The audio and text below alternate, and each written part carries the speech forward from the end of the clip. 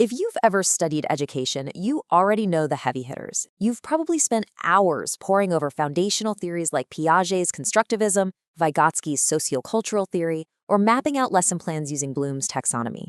And those are fantastic, right? They're the absolute bedrock of how we understand learning. But here's the secret. The frontier of educational psychology has shifted massively in just the last 5 years. We are living through an incredibly rapid revolution in how we measure, support, and understand the human brain in a classroom setting. So welcome to this explainer, where we're going to unpack the absolute cutting edge of educational psychology.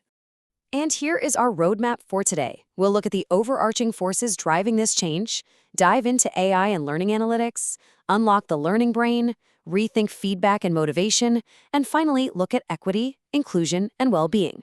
Think of this agenda as a little cognition-preserving instructional design choice to aid in our own forethought and planning. Section 1, the new educational frontier. Let's start with the big picture and set the stage for why the field of educational psychology looks so radically different today than it did even a decade ago. It really all comes down to this overarching question driving the current research landscape in both university labs and everyday classrooms. What drives how we learn today? Because it's no longer just a teacher, a chalkboard, and a standardized test. The entire ecosystem of learning has fundamentally changed. According to a comprehensive 2025-2026 coursework survey, there are three exact forces transforming the field right now. First, the arrival of generative AI and large language models acting as conversational tutors. Second, astonishing technological advances in how we actually measure mental processes in real time. And third, a powerful global institutional push toward equity, inclusion, and neurodiversity. These three massive forces are going to serve as the narrative backbone for our entire explainer today. Section 2, AI and learning analytics. Okay, let's dive into this first massive force, the explosion of external technology, specifically artificial intelligence, and how we measure learning today. For decades, if a psychologist wanted to know how you learned, they had to ask you after the fact using a self-report questionnaire. They basically say, hey, were you motivated? What strategies did you use? The problem with that, our memories are flawed, they're biased, and they completely miss the moment-to-moment reality of learning. Enter multimodal learning analytics. Researchers can now reconstruct what are called CAM processes, cognitive, affective, metacognitive, and motivational processes, exactly as they unfold in real time. Now, what's really fascinating is how they actually get that data. They use trace data, logging literally every click and pause you make in a digital platform. They use eye tracking to see exactly where your attention rests. They even measure physiological signals like heart rate variability and use facial expression analysis to automatically detect if you are frustrated, bored, or highly engaged. It's a massive methodological leap, but especially for any BEd students watching, we have to remember this raises some very serious ethical questions about surveillance and consent in our classrooms that we can't ignore. And this new technology brilliantly illustrates the central dilemma we face with generative AI ecosystems in the classroom. Is this chatbot a scaffold, or is it just a crutch? Meta-analytic work spanning up to 2025 shows really mixed results. AI can be incredible for giving structured feedback, but if it just hands a student the answer, it actually weakens their own planning and reflection. The crucial takeaway for educators is that you must configure AI to be a cognition-preserving tool. You have to design interactions that require productive struggle. Don't let your students offload all their effortful thinking to a chatbot. Section 3, unlocking the learning brain. Let's see how this builds, shifting our focus away from external technology and looking at the internal mental processes of the learner. This brings us to self-regulated learning, or SRL. Think of this as the holy grail of student independence. It's a cyclical process with three distinct phases: forethought and planning, performance and monitoring, and self-reflection to evaluate and adjust. What's revolutionary today is that we don't just study this in highly controlled labs anymore. Thanks to those trace-based engines we just talked about, researchers can literally map how a student transitions from planning to monitoring, click by click, right there in a real classroom setting. But here is the frustrating reality known as the knowledge-action gap. Studies consistently show that students often know what study strategies work, like spacing out their practice or testing themselves, but they still don't actually use them. Let's pause for some metacognition ourselves right now. Does this make sense for your Tuesday morning class?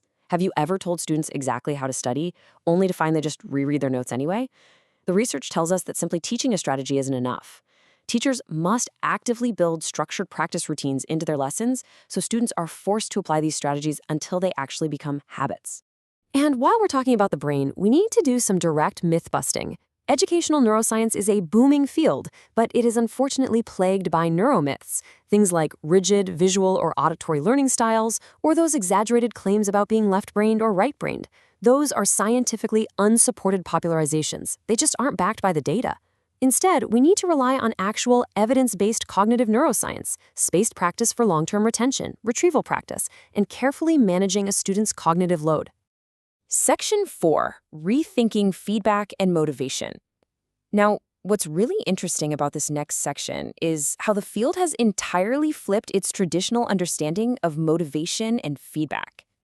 Historically, we thought of motivation as a fixed trait. A student was either motivated or unmotivated, but the data paints a totally different picture. Using experience sampling methods, where researchers prompt students to report their feelings multiple times during a single activity, we now know motivation fluctuates wildly moment to moment. A student who seems completely checked out during a lecture might have sky-high motivation 10 minutes later during a hands-on activity. Motivation is a dynamic state, tightly integrated with a student's fluctuating emotions, not some permanent label. The exact same revolution is happening with feedback. A special 2025 issue of the Journal of Educational Psychology marked a huge shift. Feedback is no longer viewed as a single, one-off comment scrawled at the bottom of an essay. Using process mining and real-time emotion detection, researchers are tracking how students react to and use feedback over long periods. The takeaway here? You must treat feedback as an ongoing interaction over time. You have to actively plan follow-up opportunities in your lessons where students are required to actually act on the comments you give them. Section 5, Equity, Inclusion, and Wellbeing. So this crucial point brings us to our third overarching force, ensuring that all of these educational psychology principles are applied equitably to diverse populations. The field is making a massive, vital shift toward a neurodiversity-affirming approach. This means moving away from a purely deficit-focused model of remediation. Instead, we are framing neurological differences like ADHD, autism, or dyslexia as exactly that, differences that come with specific support needs. As educators, it is absolutely crucial to favor strength-based language and design our pedagogy from the ground up to be inclusive, rather than just trying to fit students to fit into a rigid mold. And the field of educational psychology is actually meta-auditing itself right now to do better. A massive 2025 systematic review of 392 studies published in Frontiers in Psychology revealed a glaring regional imbalance. The vast majority of our educational research comes from a very small number of highly researched countries, leaving the rest of the world barely represented. This is a major caution. Teachers must be incredibly careful about applying research findings uncritically across different cultural contexts.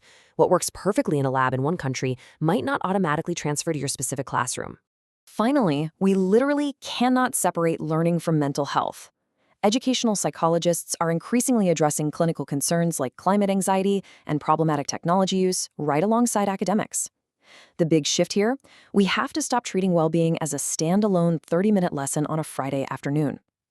Social-emotional learning, or SEL, is vastly more effective when you embed it directly into daily instructional routines, like how you set up collaborative problem-solving or structured peer discussions. Let's synthesize all of these massive shifts in methodology into clear, actionable takeaways for anyone stepping into a modern learning environment. With AI tools, remember that your configuration shapes student thinking, so protect that productive struggle. With motivation, stop looking for fixed traits. Monitor it as a dynamic, emotional state that you can influence. And with feedback, use the insights from process mining to treat your grading as an ongoing conversation, not a final verdict. We've covered a ton of ground today, from tracing cognitive clicks to affirming neurodiversity.